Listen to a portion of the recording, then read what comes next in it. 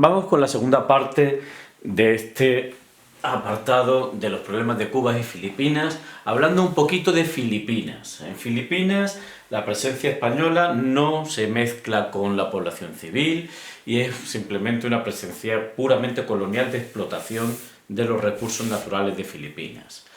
Se crea una Liga Filipina, que es un partido independentista dirigido por José Rizal, que va a ser el dirigente de la independencia filipina, y en paralelo va a haber una organización clandestina, ilegal, que se llama Katipunan, que va a intentar sabotear la presencia española. A partir de 1892 se produce una insurrección generalizada en el archipiélago de Filipinas que llega hasta la capital, hasta Manila. En 1897 España envía al general Fernando Primo de Rivera, que consigue una momentánea pacificación de la zona. Bueno, como vemos, hay una primera insurrección de la población local que se consigue pacificar. Y ahora vamos al punto más importante del tema, la Guerra Hispanoamericana de 1898, que es el hecho más importante de este tema.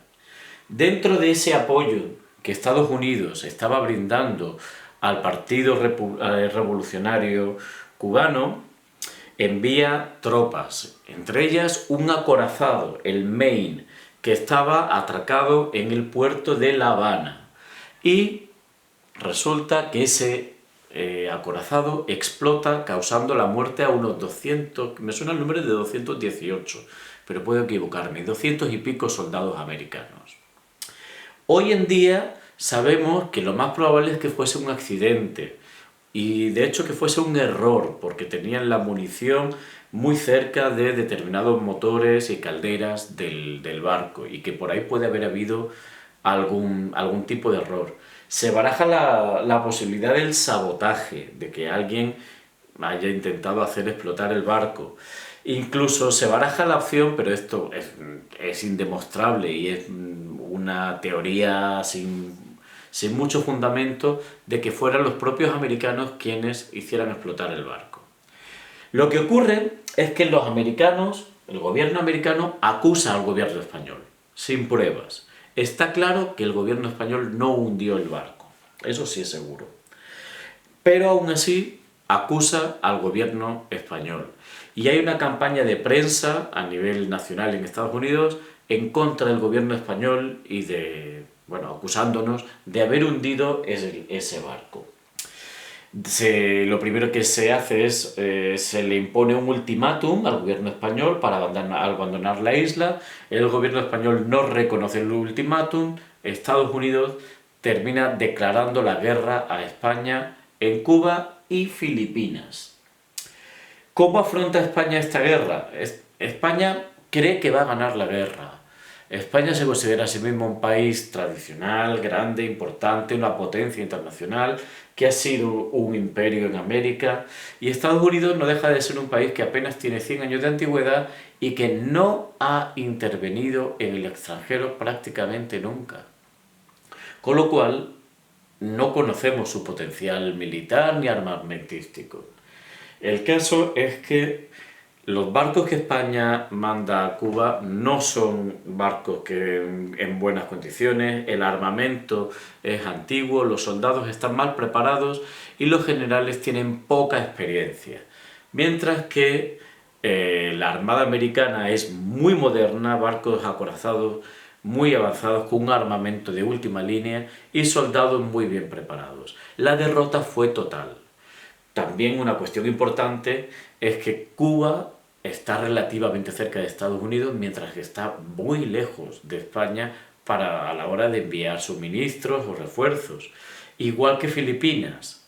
En Filipinas no pudieron llegar a apoyo militar español porque básicamente hay que dar la vuelta al mundo, mientras que Estados Unidos, hombre, tiene que cruzar todo el Pacífico, pero lo tiene más cerca. La inferioridad española fue completa. Hay dos batallas que tenemos que señalar: la batalla en Santiago, en Cuba, en la cual la Armada Española prácticamente es aniquilada, y la batalla de Cavite, en Filipinas. somos derrotados de una forma rápida y completa. Para poner fin a esta guerra, se reúnen en París, se firma el Tratado de París.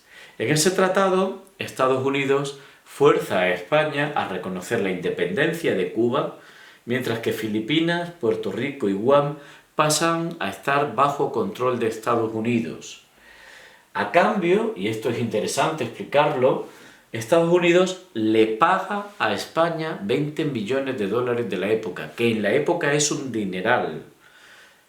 Lo normal sería que España hubiese pagado, porque España ha perdido la guerra, ha causado la guerra, ha perdido la guerra, tiene que reparar los daños de la guerra. Pero en realidad Estados Unidos paga a España como compensación porque va a tener todos los recursos naturales de Cuba, caña de azúcar, es muy importante el comercio de la caña de azúcar, frutas, y el comercio con Filipinas, Puerto Rico, Guam, le garantiza el control del Océano Pacífico.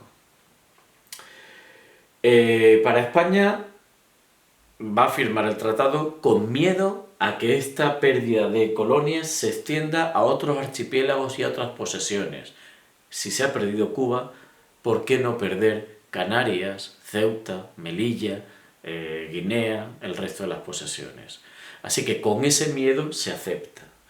Pero va a ser un choque moral muy importante para lo que España pensaba de sí mismo en 1898.